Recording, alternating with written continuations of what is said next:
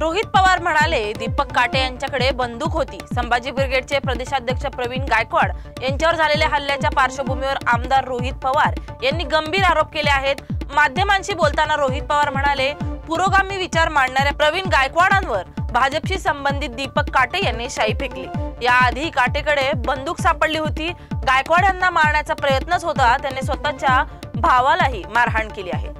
अक्कलकोटमध्ये वंचित बहुजन आघाडीचा एल्गार। संभाजी ब्रिगेडचे प्रदेशाध्यक्ष प्रवीण गायकवाड यांच्यावर झालेल्या शाईफेक प्रकरणावरून वंचित बहुजन आघाडी रस्त्यावर उतरली। दीपक काटेवर केवळ जामीनपात्र गुन्हा दाखल झाल्याने कार्यकर्त्यांमध्ये संतापाची लाट उसळली। अक्कलकोटमध्ये घोषणाबाजी करत वंचित कार्यकर्त्यांनी पोलीस ठाण्यावर मोर्चा नेला। दीपक काटे व सहकाऱ्यांवर कठोर गुन्हे दाखल करण्याची मागणी केली। गायकवाड हल्ल्यात बीजेपीचा काही संबंध नाही, बावनकुळेंचा निर्वाळा।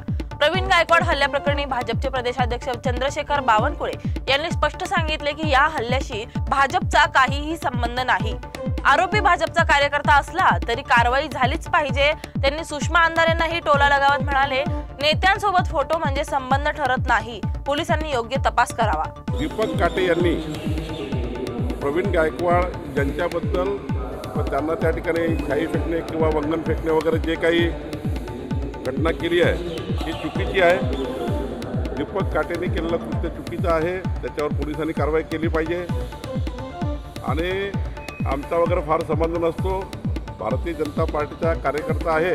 बुके द्यायला आला तर फोटो काढले, पण प्रवीण गायकवाडच्या केसबद्दल मी जे काही प्रकरण झालं त्याबद्दल दीपक काटेवर कारवाई झाली पाहिजे आणि यावर प्रवीण गायकवाडच्या केसचा भारतीय जनता पार्टीचा कुठलाही संबंध नाही। गणेशोत्सवाला राज्योत्सवाचा दर्जा। महाराष्ट्र सरकारने जुलै 2025 मध्ये गणेशोत्सवाला अधिकृतपणे राज्योत्सव म्हणून जाहीर केले आहे।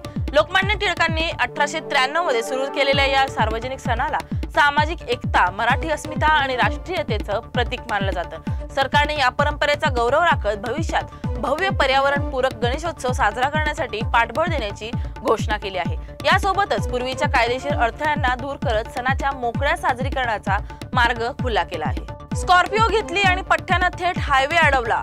साताऱ्याजवळ पुणे बंगळुरू महामार्गावर नव्या स्कॉर्पिओच्या सेलिब्रेशनसाठी एका तरुणाने चक्क महामार्ग रोखून धरला। गाडीच्या मधोमध फोटोशूट आणि ड्रोन शूट करत असताना वाहतूक ठप्प झाली। रील्सच्या नादात सामान्यांना वेठीस धरलं गेलं, पण अद्याप कोणतीही कारवाई नाही।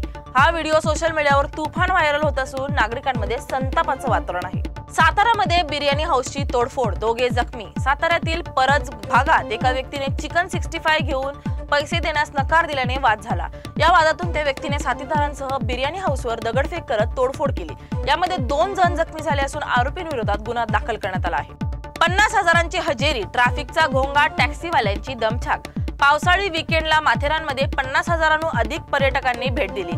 नेरळ माथेरान मार्गावर वाहनांच्या तुफान गर्दीमुळे मोठी वाहतूक कोंडी झाली। धबधबे बंद असल्याने डोंगर दऱ्यांमध्ये फिरण्यासाठी माथेरानला पर्यटकांचा ओघ वाढला असून रविवारी सायंकाळी टॅक्सी स्टँडवर 3 रांगा लागल्या।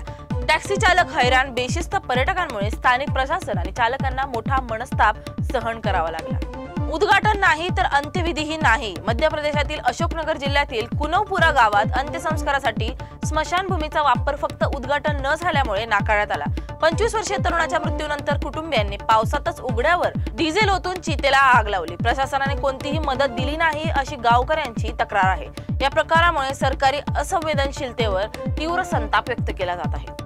समृद्धीवर टोल मधून 90 कोटींचा मलिदा। मुंबई नागपूर समृद्धी महामार्गावर दरमहा तब्बल 11 लाख वाहने धावत असून केवळ टोल मधून 90 कोटींचा महसूल जमा झाला आहे। आतापर्यंत 2 कोटींपेक्षा अधिक वाहनांनी हा मार्ग वापरला असून मागील वर्षी टोल महसूल 676 कोटींच्या घरात पोहोचला होता।